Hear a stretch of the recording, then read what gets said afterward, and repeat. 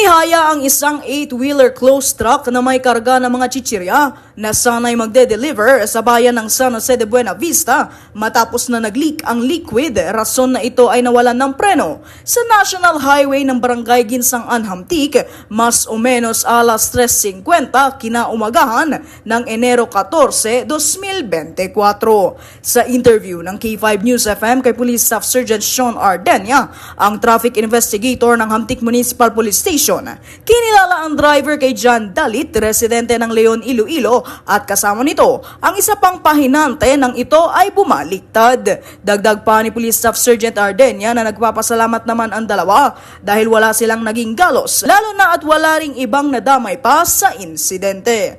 Nalaman na mabagal naman ang takbo ng malaking delivery truck.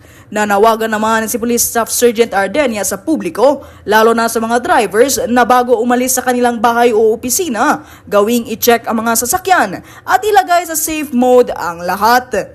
Balita mula sa probinsya ng Antique, ako si K5, Theres Alessandra Flores. Para sa kampiyon sa balita sa serbisyo publiko at sa kasiyahan sa probinsya ng Antique, ang kampiyon na estasyon, K5 News FM.